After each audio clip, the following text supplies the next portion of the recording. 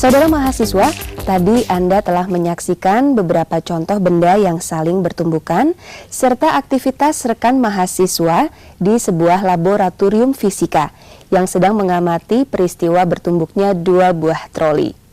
Apa yang bisa Anda lihat dari contoh kegiatan tadi? Bisakah Anda menghitung kecepatan benda yang bertumbukan sebelum dan sesudah terjadinya tumbukan?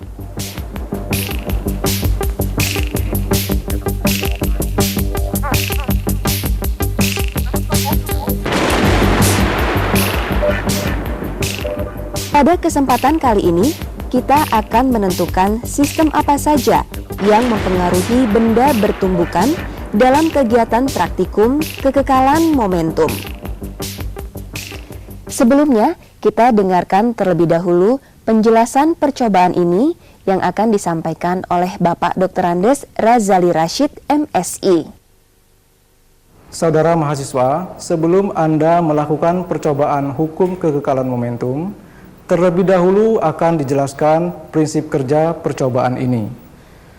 Alat yang kita gunakan adalah sumber tegangan, ticker timer beserta dengan pita ticker timer, dua buah troli 1 dan troli 2 yang disertai dengan beban. Pada percobaan ini, troli pertama kita letakkan sebelah kanan, troli yang kedua sebelah kiri. Troli pertama kita dorong sehingga menumbuk troli yang kedua.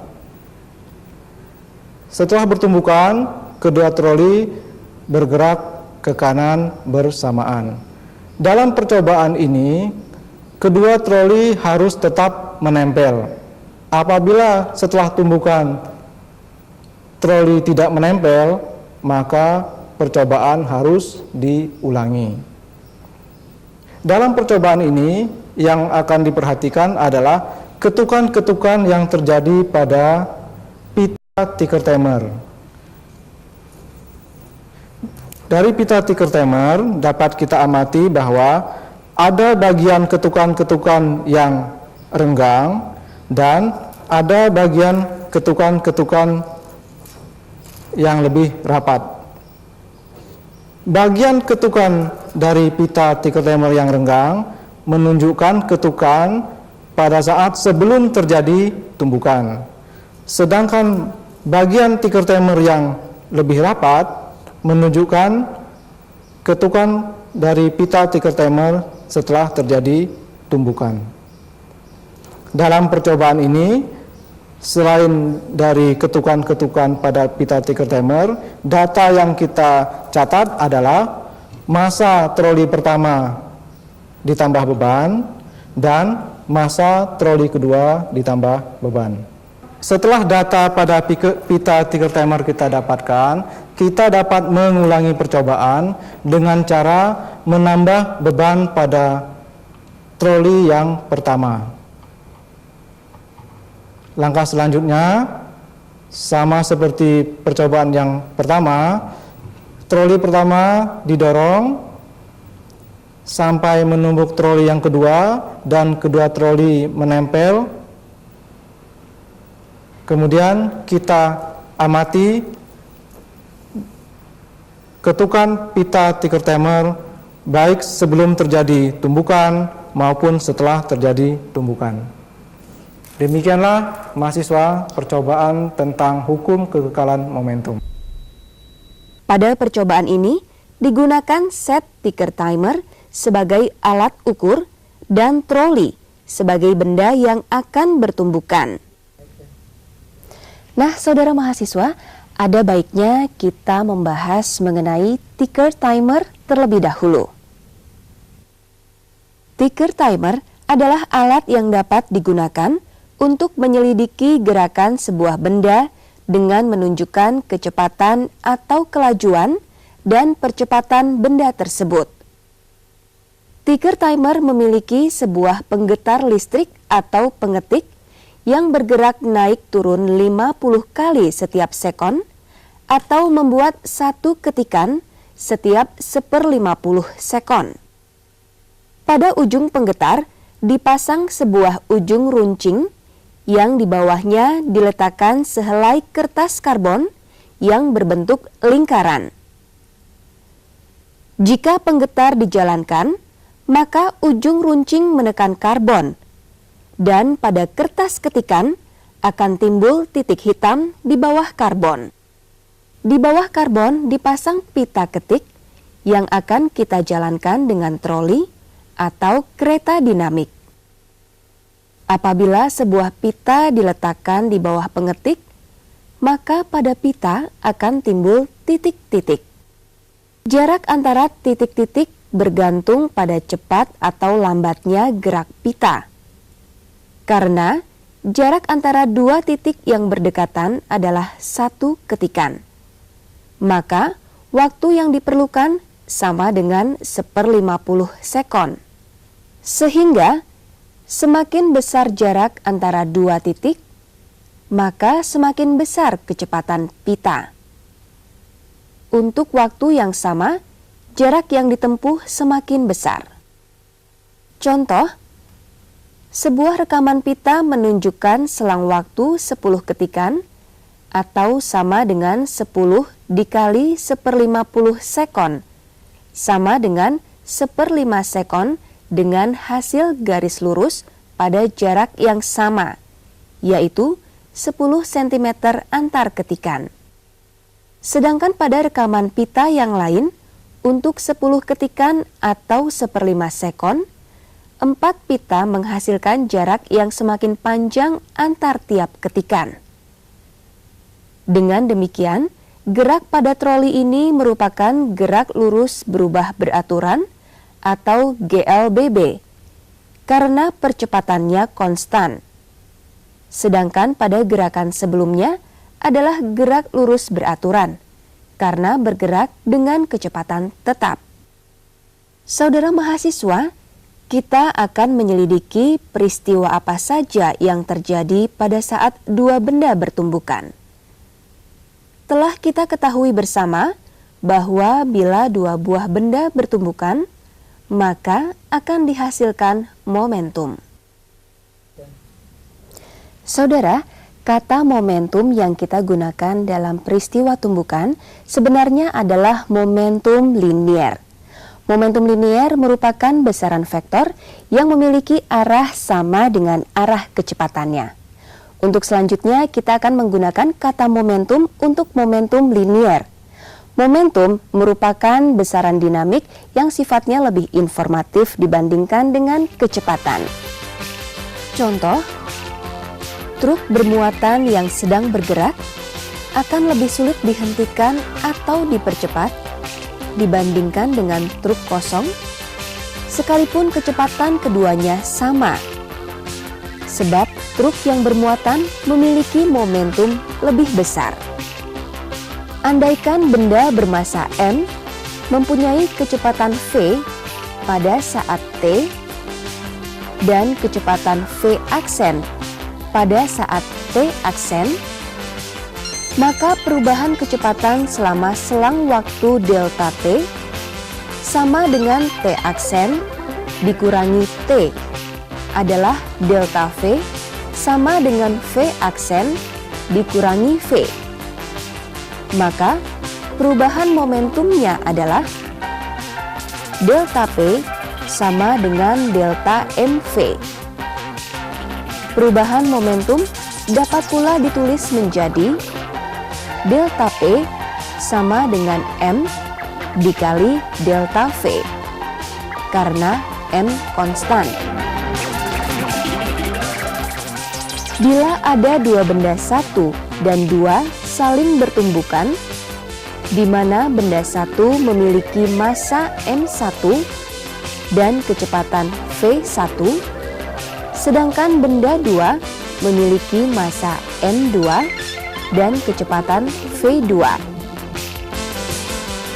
Momentum sebelum tumbukan dan sesudah tumbukan besarnya sama, sehingga dapat dirumuskan hukum kekekalan momentum, yaitu M1 V1 ditambah M2 V2 sama dengan M1 V1 aksen ditambah M2 V2 aksen. Sebelum percobaan dilakukan, maka terlebih dahulu harus disiapkan alat dan bahan.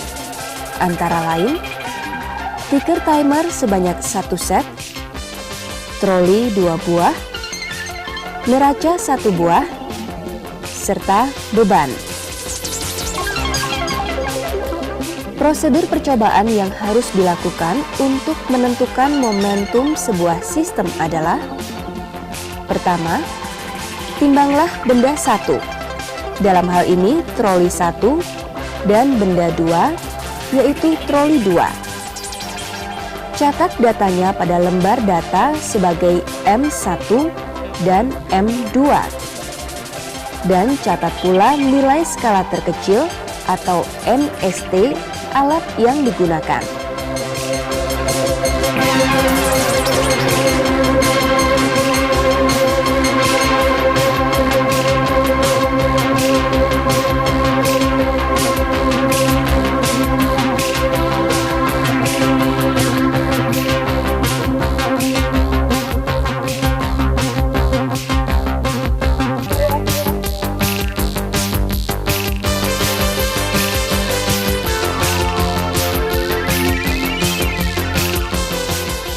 Kedua, susunlah alat seperti ini.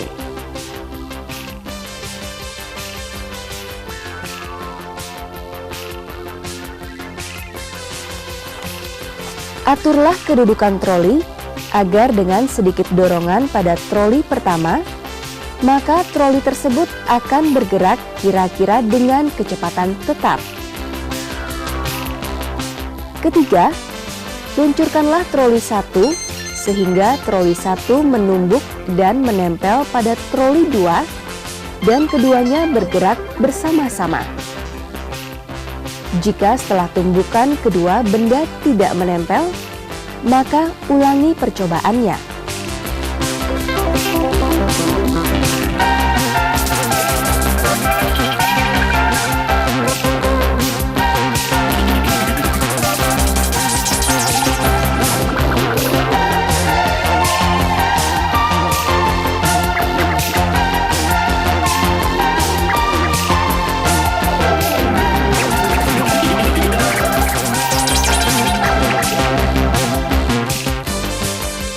Keempat, amatilah titik-titik ketukan pada pita.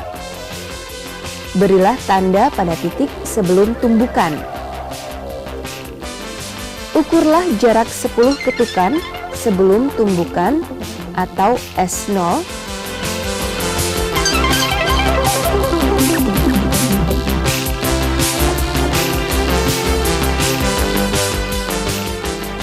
Dan jarak 10 ketukan setelah tumbukan atau S.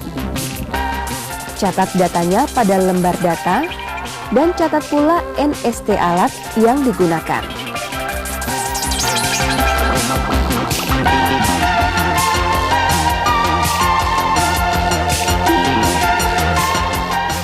Kelima, ulangilah langkah 1 sampai 4 dengan cara mengubah massa masing-masing benda dengan menambahkan beban pada troli yang bertumbukan minimal 4 kali lagi.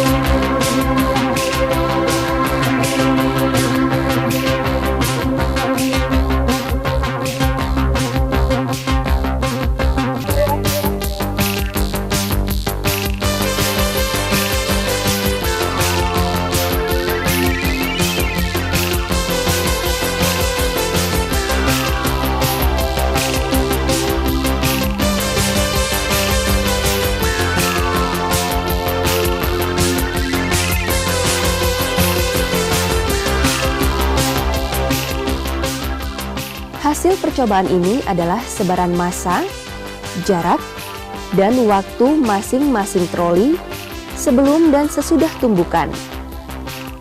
Data yang Anda peroleh dimasukkan dalam tabel 1 ini.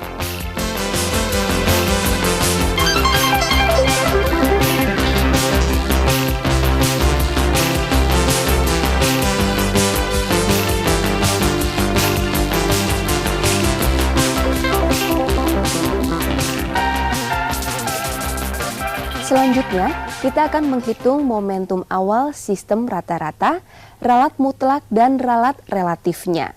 Semua hasil perhitungan harus disajikan sesuai dengan teori ralat. Gunakan Satuan Sistem Internasional atau MKS. Untuk menentukan besarnya momentum pada percobaan kali ini, maka langkah yang harus kita lakukan adalah sebagai berikut. Pertama, hitunglah jumlah, nilai rata-rata, dan deviasi rata-rata dari semua besaran yang kita peroleh dari percobaan. Untuk mempermudahnya, maka buatlah dalam bentuk tabel seperti ini. Cara menghitung nilai rata-rata atau rerata massa troli 1 yang diukur telah kita ukur sebanyak 5 kali pengukuran adalah seperti ini.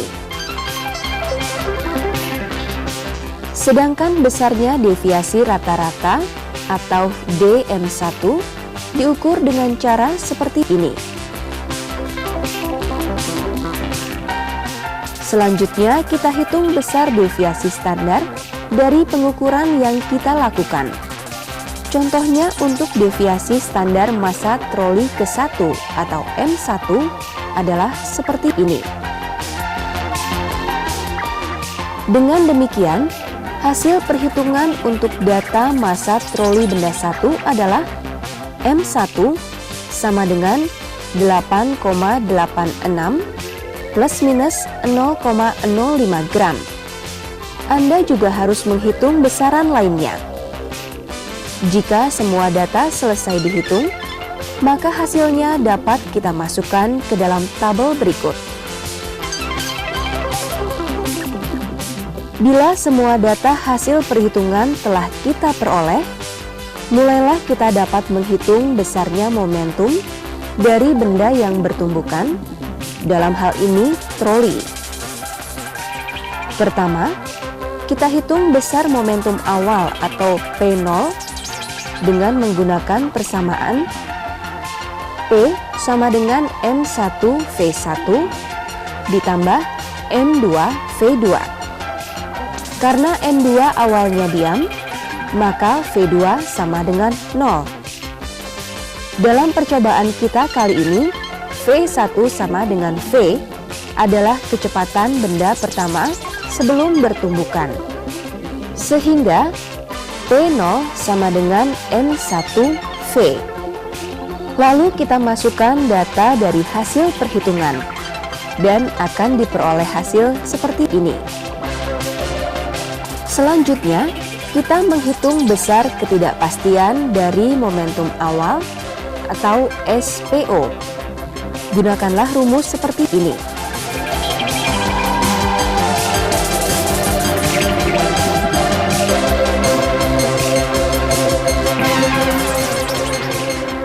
Sedangkan harga ketidakpastian relatifnya adalah seperti ini.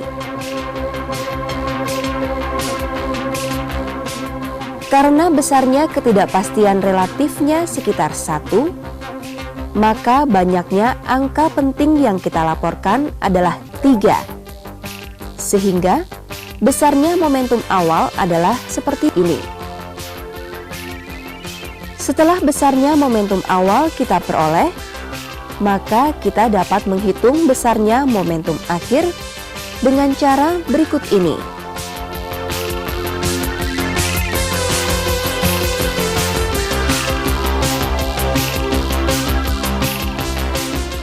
Selanjutnya, kita menghitung besar ketidakpastian dari momentum akhir atau SP dengan menggunakan rumus berikut ini.